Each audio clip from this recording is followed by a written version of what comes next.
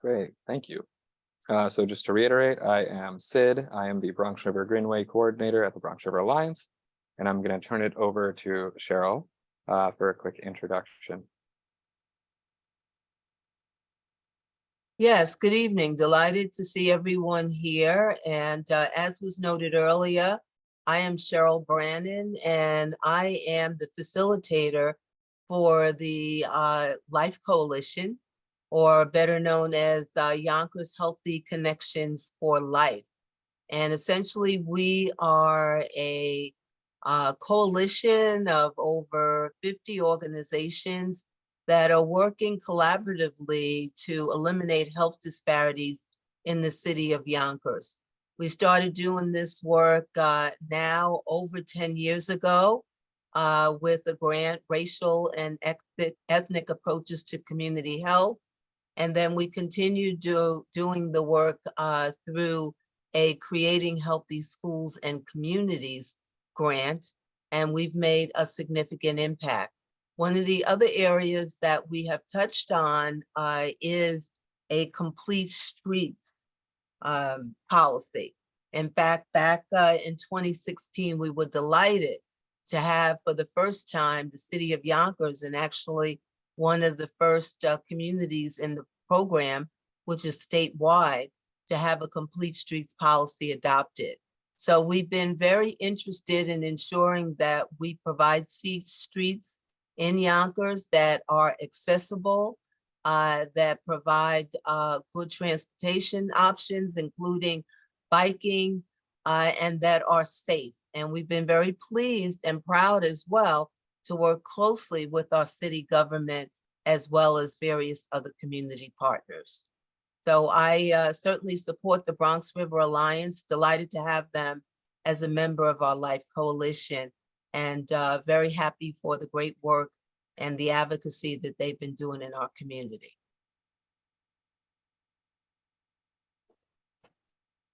Thanks, Cheryl. I'll just piggyback on what Cheryl described from the Life Coalition, just to give a quick overview of the Bronx River Alliance. So we are a nonprofit public-private partnership that is on a mission to protect, improve, and restore the Bronx River corridor so that it can be a healthy resource for the communities through which it flows. I think we all know the history of the Bronx River for many, many years. It was not a healthy resource. It was an eyesore. It was a dumping ground. It was a place people did not want to go to. But thanks to really decades of effort from multiple groups, including our partners up and down the river corridor, we are making a change, and we are seeing really great progress in our goals, one of which is to develop a continuous Bronx River Greenway, which would be a series of parks and trails along the full 23 miles of the Bronx River. So we are making progress up and down the river in connecting up these links so that, you know, a kid up in White Plains one day can bike down to the botanical garden, or vice versa. A young person in Soundview could hike up to the zoo. So, you know, we are really excited about this project and encouraging safety for really all modes of transportation along the river. So yeah, just really pleased to be here today and to be, you know, representing which has been like a long-standing commitment to this project. And I myself, I don't live in Yonkers, but I live in Woodlawn, so I'm like a stone's throw from Yonkers, and spend a lot of time up there, particularly in your district, John Rubo. So I am pleased that you are here as well. Thank you, Cheryl. Thank you, Maggie. And we're going to dive right into the details. So first off, let's address the proposed project area. We are talking about Bronx River Road, and Bronx River Road is obviously longer than 1.2 miles, but we're talking about the southernmost 1.2 miles from McLean Avenue all the way up to Sherwood Avenue / Oak Street. This is an area that goes from the Bronx border to just past the Mount Vernon West train station. And if you look at the bottom left picture, this is the kind of complete street that we are looking at and proposing because it works well on Bronx River Road. This is a picture of Webster Avenue, which is Bronx River Road, just once you cross the border into the Bronx. One of the reasons we should work on a complete street on Bronx River Road is that it would improve access to parks, the waterfront, and the Bronx River Greenway. A safer street would enable folks and community members to walk directly to these parks. In the top left, you'll see the Bronx River with a family of ducks on it at the Oak Street Loop at the north end of this project area. On the right, this is also a picture of Oak Street Loop and a future portion of the shared use path that runs through the Bronx River Greenway. And you can't even really tell that this is 100 feet, 150 feet from the Bronx River Parkway, the oldest parkway in the world. And then in the bottom left, we have Scout Field, which is a little bit north of the project area. But once we continue to work on these connections, you'll be able to get from Bronx River Road to Scout Field along the Bronx River. In addition to the parks, the Bronx River Alliance specifically, we hold a whole bunch of programming along the river. On the left, you'll see our ecology coordinator, Christian, conducting water quality monitoring, which we also do with volunteers and actually have water quality monitoring training next Tuesday on the 21st, if you're interested in joining. And then we have Project Waste, which is we work with school groups to collect trash from specific locations along the river and clear up pollution. And while these are ecological based programming initiatives, we also do recreational based programming like canoeing or bike riding or even free community yoga all up and down the Bronx River. So we'd love to be able to redesign the street and improve access for all the community residents so they have access to these same programs that everyone else does. A redesigned Bronx River Road and a complete street would improve access to bus stops and train stations. Along this project area on the right, you can see the 3 red stars map out the 3 train stations that would become accessible with a safer Bronx River Road. We have Woodlawn in the Bronx, we have Wakefield, and we have Mount Vernon West. And then a complete street would also improve access to these bus stops over here. On the left, you can see this is one on the Webster Avenue side of Bronx River Road, and then this is an existing bus stop on the Yonkers side on Bronx River Road.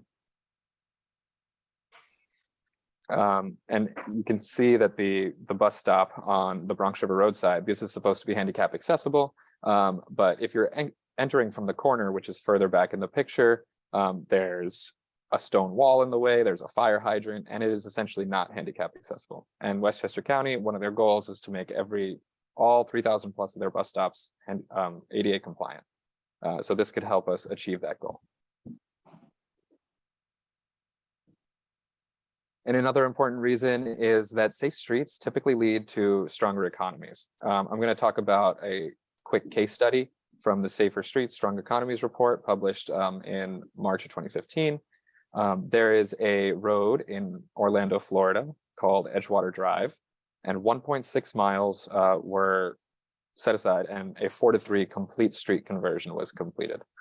This is the exact type of complete streets conversion we're proposing on Bronx River Road, so it's a really good case study to look at. And after the completion of this project, the average annual collisions dropped from 146 per year to 87, or a 40% drop. The average annual injuries dropped from 41 to 12, or a 71% drop. So this is a reduction in the amount of money you're spending fixing your car, and importantly, this is a reduction in the amount of people who are being injured on this road. Then looking at the economic benefits, after this project was completed, within 15 years, 77 net new businesses opened along the corridor and over 550 new jobs were created. Property values directly along the 1.6 mile stretch of Edgewater Drive increased by 80%. And then property values within half a mile increased by 70%. Now, this is a very specific case study, but looking out at all of the different projects that they analyzed in this report, 80% of the analyzed complete streets projects resulted in increased property values along the corridors. So this is a major opportunity, not just for safety, not just for park access, but for stronger economies in Yonkers. You may know that Yonkers and Westchester County have been engaging in similar complete streets and trail projects throughout the city. They're recently received money from the federal government through a RAISE grant to continue to expand the Yonkers Greenway and work on Tibbetts Brook. And the South County Trail is something that opened up in 2021 as part of the Empire State Trail. So these projects are taking place across the city of Yonkers, and we want to make sure that Bronx River Road and the neighborhood is not being left behind and separated. We want to make sure that all residents of Yonkers have access to all the beautiful parts of it. And as I mentioned, there was the RAISE grant that provided federal funding to help move these projects forward. In December 2022, the New York State Governor's Office signed the Complete Streets Funding Bill, where the state can help provide funding to municipalities engaging in these complete streets conversions. So there's now additional funding available through the state to undertake this project. And finally, the final reason I want to talk about is new connections. In the past, when we've spoken about doing a complete street on Bronx River Road, there was pushback, understandably so, because where would it have gone? There was no existing trail or safe street below south in the Bronx, and there was nowhere really for it to go north towards Bronxville. Well, last year, the New York City Department of Transportation completed the Webster Avenue Complete Streets conversion, which opened up access to the entire Bronx, essentially, across the 8 miles of the Bronx River. So you could now walk or bike from the Yonkers-Bronx border at Webster Avenue all the way down to the Long Island Sound with just road crossings. And then to the north, heading into Westchester, while this hasn't started yet, there are tentative plans to link the Oak Street Loop to Scout Field up in Bronxville with a pedestrian-only infrastructure. So a complete street, if built before then, would encourage that project to move along as well, and would improve access to this project for people living along Bronx River Road.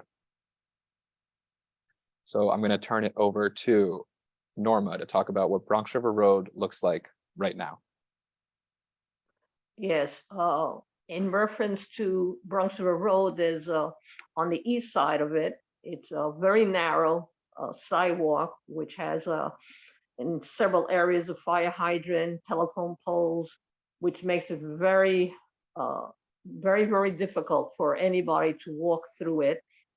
People do park on the east side, but in order to get onto the west side, they have to take a chance and run across Bronx River Road in order to get to the west side.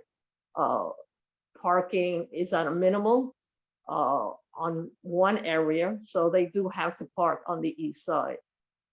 People who are handicapped, who happen to be and get picked up by a van, the van parks on the east side, makes a U-turn to get onto the west side to pick up a person, which can cause an accident, making U-turns. Also, people who are dropping somebody off, they would do the same thing, drop them off on the west side, make a U-turn to go onto the east side to park their car. There's a bus stop, which is not accessible. A person who has a wheelchair, or even a person who has no health issues, it makes it very difficult for them to cross over to the other side. So by improving the Bronx River Road, that side, east side, would also be improved. That's all. And to point out, at the moment, there are 2 lanes in either direction, and it is a 30-mile-per-hour road. Yeah.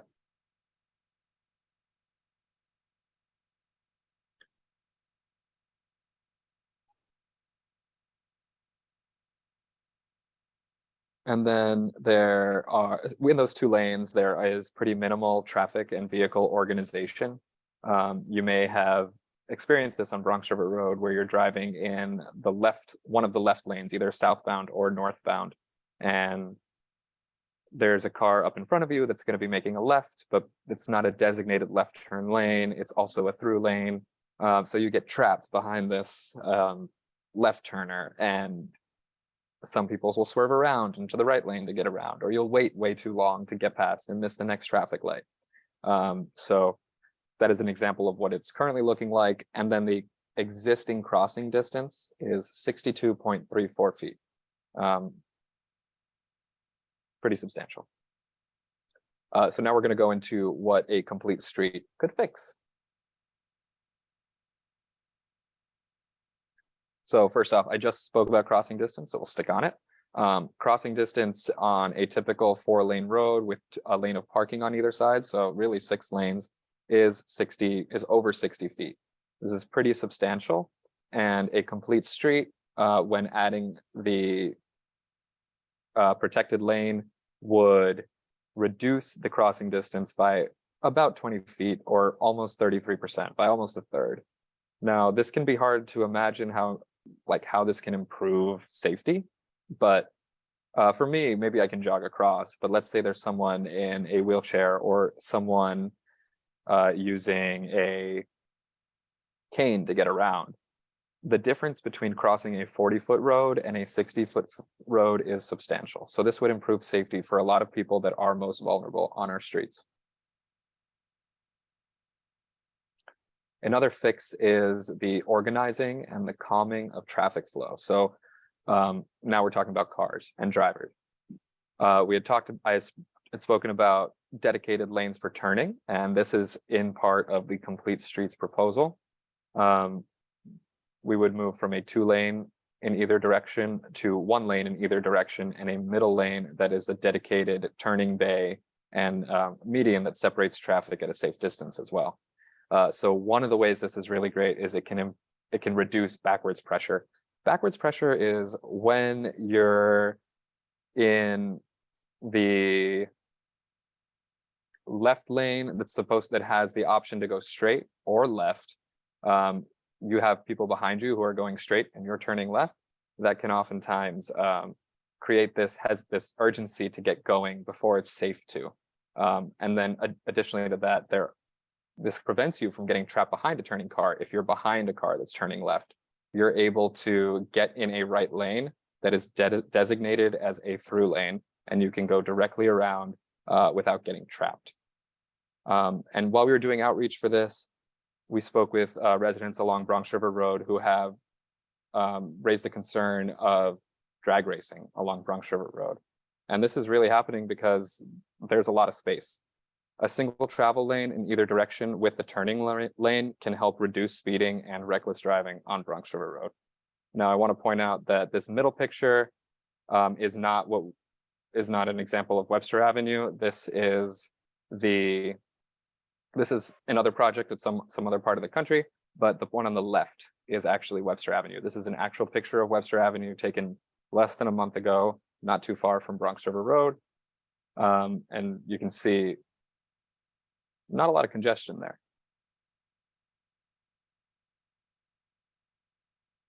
And then finally, a fix would be improving mass transit access. As I spoke about before, the bus stops on the east side of Bronx River Road are inaccessible to a lot of people, to wheelchair users, to people with moving around babies and strollers.